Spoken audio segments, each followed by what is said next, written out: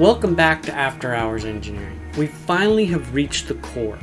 In the previous episodes, we built a manual and automated sequencer. In this episode, we take another step and continue building the control matrix. But in order to do that, we really need to see a fully functional diagram of the A09. However, let's ease our way in by reviewing a simplified group diagram and go from there. With a little bit of imagination and organization, we can create a high-level view of what a simple processor is like. I boiled it down to just 5 high-level groups in our processor: vectoring, storage memory, working memory, sequencer, and execution unit. The output is not actually part of the core, but it's great for analysis. With this organization, let's try to imagine how data could flow through the system.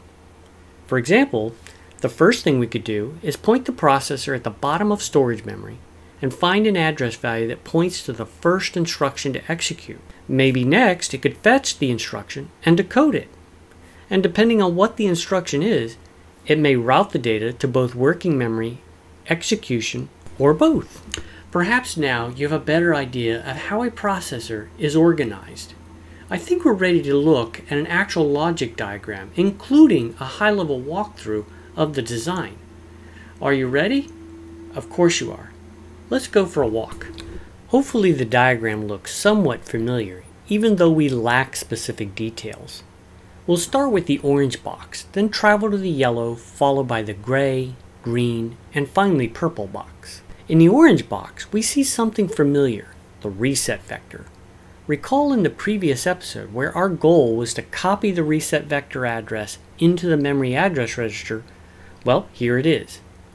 We also have a stack that is 1 level deep, and we'll use it for the return instruction we created in the ISA episode. We also have an ALU combined with a sign extender, which we'll use for branching up and down memory. Moving on to the yellow box, again we see something familiar, the PC and 2 muxes. We use those components to route data to memory address register of memory storage, which, as you'll see here, is the BRAM we created in the memory episode.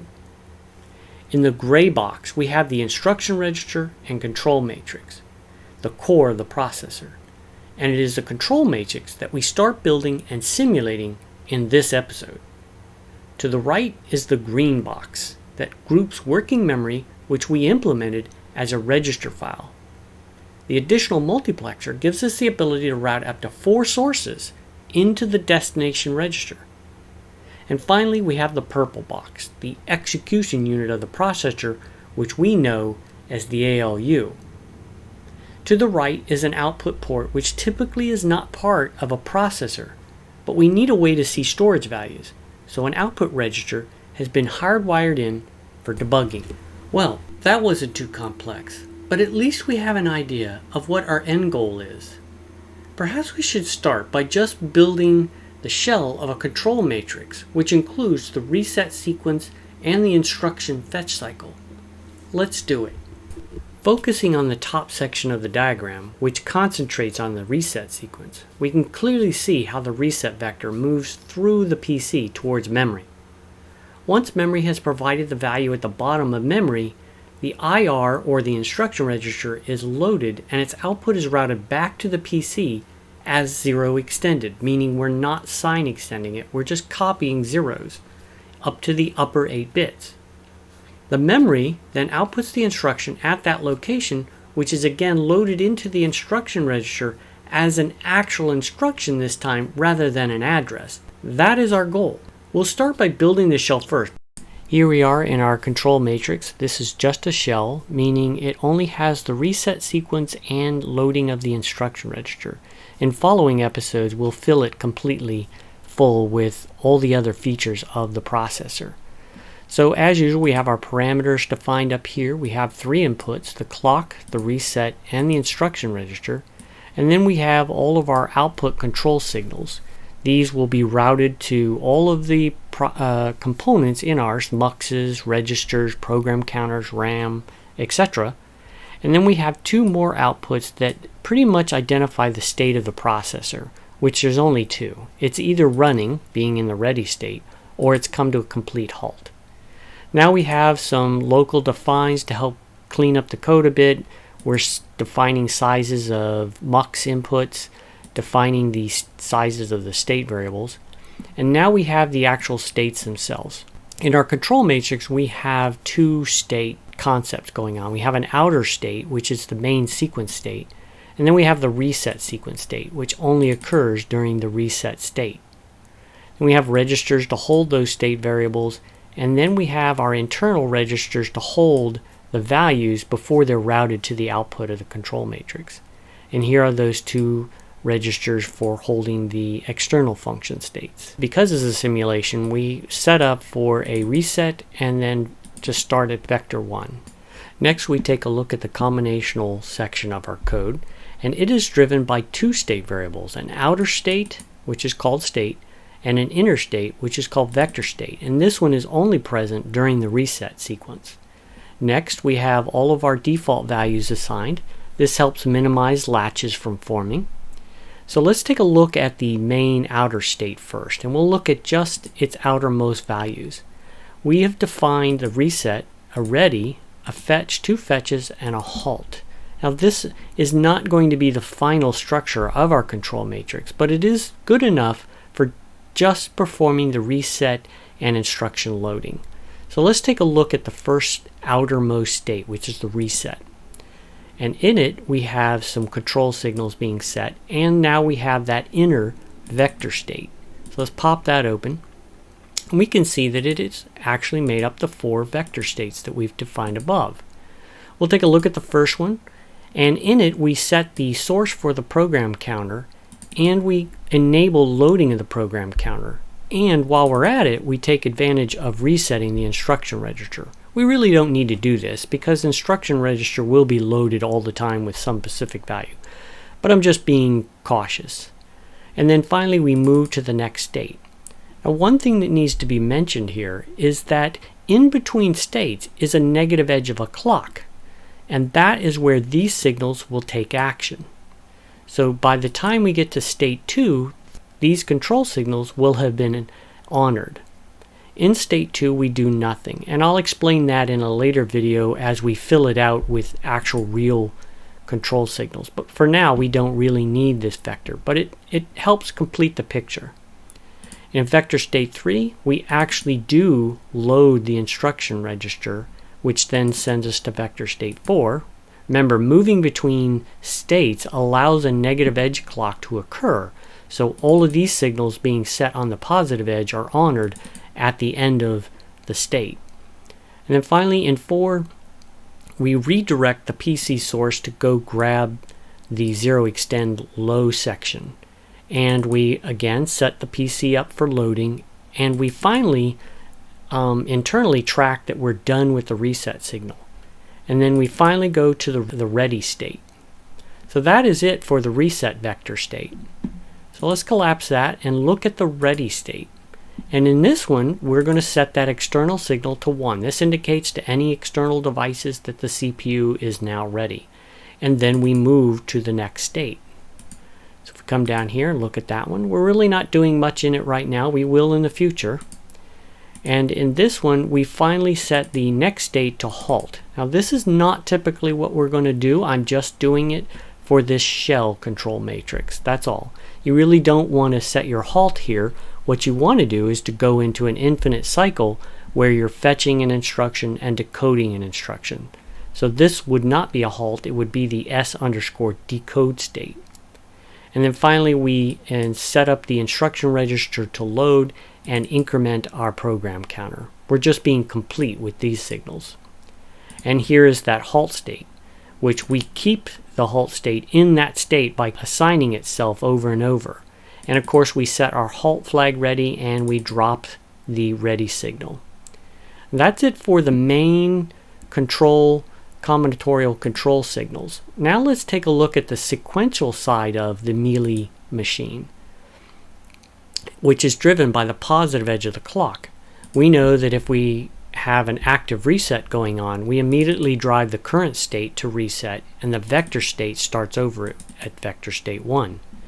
Otherwise, we look to see if we are already complete And at this point, we are constantly going around in a circle, moving all the way through the fetch and decode sequence, which is driven by this combinatorial circuit up here. Otherwise, still in the reset, but we do want to move to the next vector state reset. And that's it. The very last thing we do, or that is being set up to do, is the assigning or routing of all the internal signals to the outputs. That is the entire control matrix that honors the diagram. Now we're ready to look at the test bench, and here we are.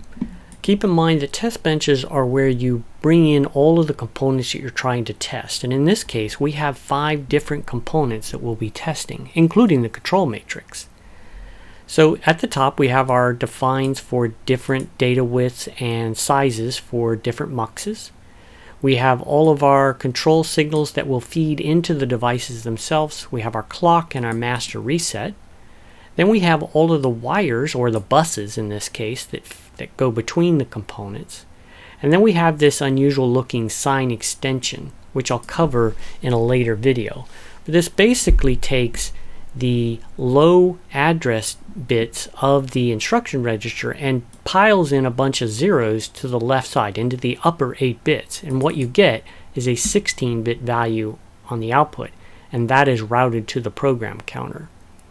And then we finally have all the components that are under test, which is the MUX PC, the program counter, the MUX address register, the memory, the instruction register, and finally our control matrix, which you've seen so far. It has our 3 inputs, the clock, the reset, and the instruction register, and then all the control signals for all of the components that we have just added up above. Plus we have 2 output signals for external devices. Next we have the usual clock setup, and then some defines for setting up where the output goes to and some initial conditions. And then finally we're at the meat of the test bench itself. We throw in a whole clock cycle just to push it away from the left edge of the viewer, and then we go into a reset mode on our control matrix. We let a clock pass by, and then we disable that reset. And then we let a whole bunch of clocks pass by to allow the state machine to move through its internal states. And that's it for the test bench. Now we're ready to take a look at the output of that. Here we are in GTK Wave. We're going to focus on everything to the left side of marker A, which only has 1 clock cycle in it. We can see that our state and our next state remains in the reset state, and that our vector states actually are moving through the different types of reset states that we have, but they don't reach vector state 4. We can see that our 2 output flags, halt and ready, are both low. They're not active. Our matrix reset is not active. We can see the constant reset value sitting here on the MUX input, and we can see it sitting on the output. We can also see that we have set the PC source to 010. We are not incrementing the program counter. There's the MUX to memory is also present, and we're not doing any writing, and we are loading the instruction register and our outputs. Now we look at what goes on between marker A and marker B. We can see that as soon as the reset signal goes low, we immediately transition back to vector 1. That's what we expect. We know that the next state will be 2. We can also see that while we're in this reset state, we stay in vector 1, and that's expected as well. We can see that whatever the values were during the previous state, it immediately goes right back to FF, and that's because the PC source switched from whatever value it was, which was 000, back to 010. And also the PC load goes back low. The FFs, all those remain the same. The instruction register goes back low, which is what we expect, because that's what happens in the very first vector state 1. Now we bring the signal high, and that's everything to the right of marker B. Before we talk about the sequence between markers B and C of the reset cycle, I need to tell you that I was missing a control signal on our diagram that would help us better understand what was happening, and that was the memory to instruction register path. We know that our memory will output a value on the negative edge of the clock whatever address is present on it, and that's on the PC to MUX address line. And here it is, here's the negative edge of the clock, and because the address is FF, which is the bottom of memory, sure enough, the bottom of memory, which has 0005 in it, is output. And it will stay that way as long as the address stays that way. So you can see that it's staying, and so is the 5. Now we could take a look at what's between B and C, which is vectors 2 and vectors 3. Between those two states, the object is to load the instruction register with whatever's on the output of memory. And sure enough, that occurs right here on the negative edge of the clock, as we always expect. And that's what we have. The 05 here appears on the output of the instruction register. Excellent. We also can see that that sign extender is doing its job as well. And in the next clock, we'll see how it gets routed back up to the program counter. Now we take a look at what happens to the right of the C marker here, which is vector state 4. In that state, our goal is to move the sign extension that was sitting in the instruction register, migrate that over to the input of memory, which happens right here, via our selection of the PC source. That's great. We now have this address sitting at the front of memory. And as usual, when the negative clock occurs, we take whatever's at that address and it comes out of memory. And there it is. And that's an instruction in our processor. So great. We've successfully moved a sign into an address, and then out pops the value at that address. That's exactly what we were looking for. Now ultimately, we need to get that into the instruction register so the processor can begin processing it and decoding it. And that happens on the, in this particular demo, the memory to instruction register. And sure enough, here's the output of the memory, and the instruction register load signal goes low, and as you'd expect, our instruction register now has, for the very first time, an actual instruction in it, as opposed to an address value. It's the one and only time where the instruction register has two different meanings in it. From here on out, when the processor is running, the instruction register will never have anything but instructions in it.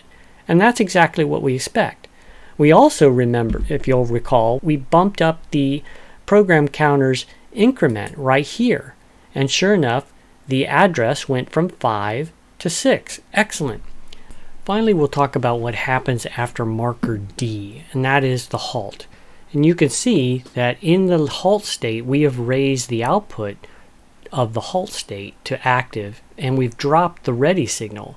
We don't want to be halting and ready at the same time. This lets external devices know what the current state is and what they should do. And we've also entered into the halt state itself. The whole thing is working as we expect. Awesome. We have the shell of our control matrix, with the ability of it to bootstrap itself from the bottom of memory. But we still need to complete the construction by hammering out these three pieces: working memory, execution, and vectoring. It's still a bit of work, but we're getting ever closer to our softcore processor. And this is where we will pick up next time in our next episode.